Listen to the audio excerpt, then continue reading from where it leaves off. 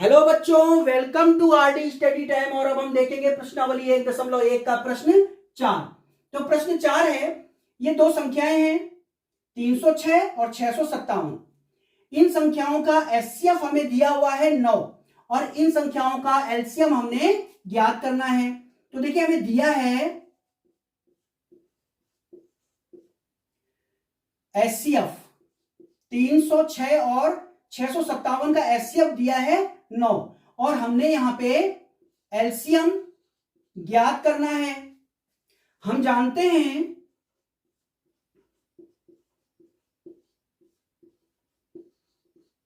LCM गुणा HCF बराबर होता है दो संख्याओं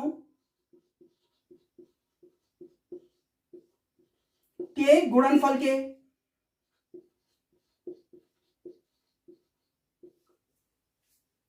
तो देखिए, एलसीएम हमें लाना है, एचसीएफ हमें दिया है 9 और जो संख्याएं हैं वो है 306 और 657। तो इन संख्याओं के गुणनफल के बराबर होगा एलसीएम गुणा गया एचसीएफ। तो दो संख्याओं का गुणनफल क्या हो जाएगा? 306 और 657। यहां से हम एलसीएम ले आएंगे। देखिए, 9 यहां गुणा में है तो दूसरी साइड में जाएगा,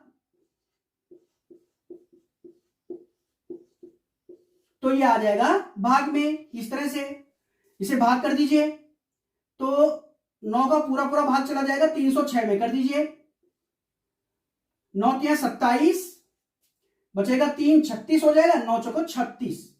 तो ये हो जाएगा आपके पास, तो ये हो जाएगा 34 गुणा गया 657।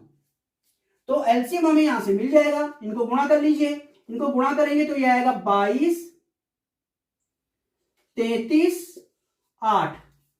तो हमें संख्याओं का एलसीएम मिल गया है 22,338।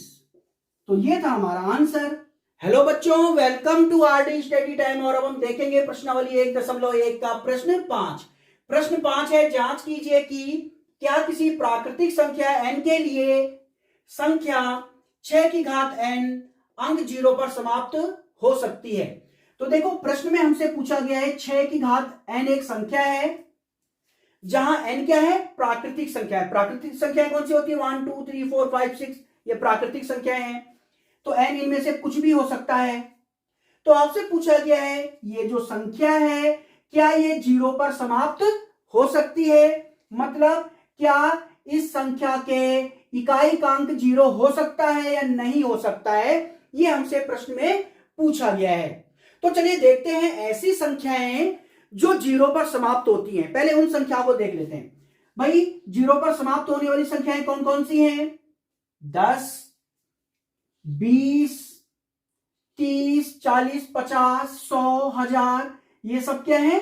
0 पर समाप्त होने वाली संख्याएं। ये देखिए,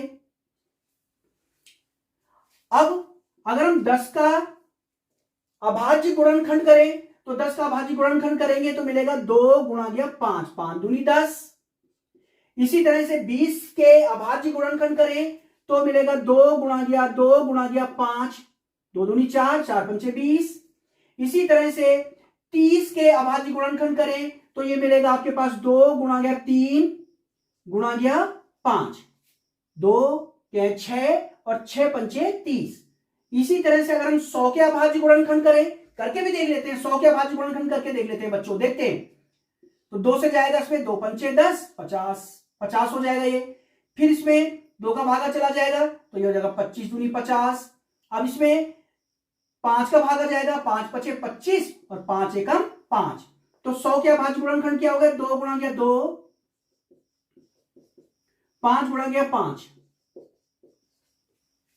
अगर आप ध्यान से देखें तो 0 पर समाप्त होने वाली संख्याओं के अभाज्य गुणनखंड में 2 और 5 जरूर आता है। ये देखिए, 2 5 2 5 2 5। तो 0 पर समाप्त होने वाली संख्याओं के अभाज्य गुणनखंड में 2 और 5 जरूर आते हैं। तो आप कह सकते हैं कि जिन संख्याओं के अभाज्य गुणनखंड में 2 और 5 आते हैं वो संख्याएं 0 पर समाप्त हो सकती हैं। तो यहां हम लिख लेते हैं 0 पर समाप्त होने वाली संख्याओं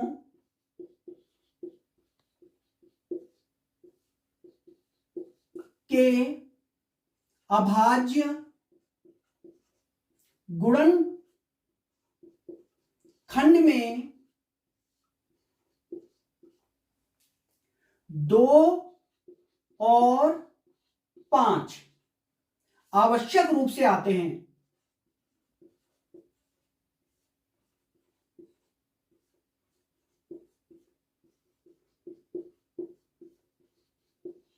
तो आपने यहां पे देखा कि अगर कोई संख्या 0 पर समाप्त हो रही है तो उसके अभाज्य गुणनखंड में 2 आएगा और 5 भी जरूर आएगा। तो देखते हैं यहां पे 6 की घात n को, अगर इसके अभाज्य गुणनखंड में 2 और 5 दोनों ही आते हैं तो ये संख्या 0 पर समाप्त हो सकती है। तो देखते हैं 6 की घात n, तो चलिए n तो अपनी जगह पे रहेगा, 6 के अभाज्य गुणनखंड कर लेते हैं। तो 6 के अभाज्य गुणनखंड करें, 2 तिहाई 6 और 3 एकम 3, तो 6 के अभाज्य गुणनखंड क्या हो गए 2 और 3। तो आप देखेंगे 6 की घात n के अभाज्य गुणनखंड में 2 तो आ रहा है पर 5 नहीं आ रहा है। और मैंने आपसे कहा है कि अगर कोई संख्या 0 पर समाप्त होती है तो उसके अभाज्य गुणनखंड में 2 भी आना चाहिए और 5 भी आना चाहिए।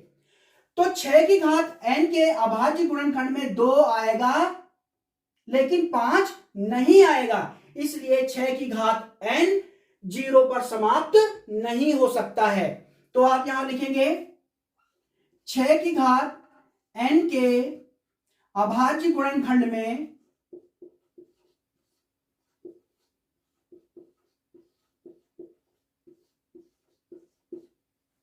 5 नहीं आता है,